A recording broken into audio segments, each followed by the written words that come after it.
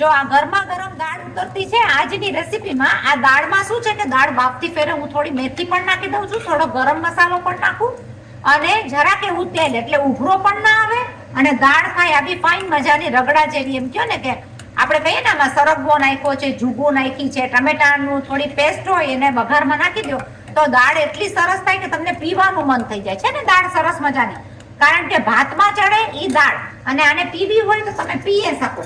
તો એની સાથે આપણે કર્યું છે તુવેરનું, એટલે કે ફ્રોઝન તુવેરનું શાક. ભાઈ અહીંયા આગળ તમને બીજી તુવેર તો મળશે નહીં, પણ આ છે ને તો તમને લાલ કલર નહીં દેખાય, કારણ કે છોકરાઓનું કાઢવાનું છે મોરું. પણ લાલ ચટક ઓછા તેલ વાળું રોજનું ખાવાનું છે, થોડું ઓછા તેલ વાળું પણ ફ્રોઝન તુવેર બહુ જ સરસ શાક થાય. એની અંદર જો તમને ઘાટું કરવું હોય તો થોડો એવો ચણાનો લોટ વઘારમાં નાખો એટલે એકદમ સરસ મજાનો ચણાનો લોટ નાખેલો પણ થાય. ગરમા ગરમ ફૂલકા રોટલી ઉતરતી થઈ જાય, કારણ કે ઓસ્ટ્રેલિયાના દેશમાં ઠંડી બહુ જ પડે છે હમણાં.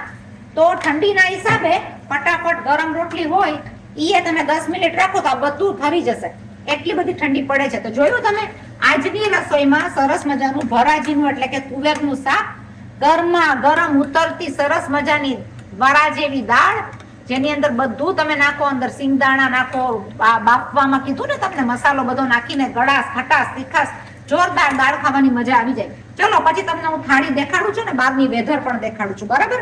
તો આની અંદર શ્રાવણ મહિનો ચાલુ થઈ ગયો છે.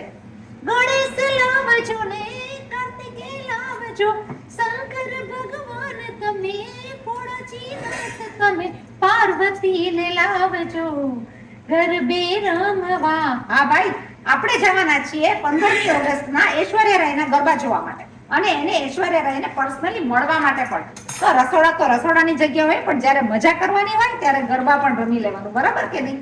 ચાલો ત્યારે પછી બતાવું છું થાળી. બાય. લ્યો, આજના શ્રાવણ મહિનાની જમવાની થાળી તૈયાર થઈ ગઈ. તો ફરાળી ચેવડો પણ હોય, પણ આ જો મુઠિયા થોડા વધેલા હતા એનો ભૂકો છે, ગરમા ગરમ ભાત છે, એની સાથેની વરા જેવી દાળ છે, અને અડધા માણસો જમવા બેસી ગયા છે, બીજા બેસે છે. તુવેરનું મસ્ત મજાનું ભરાજીનું શાક છે, પણ મોરું છે.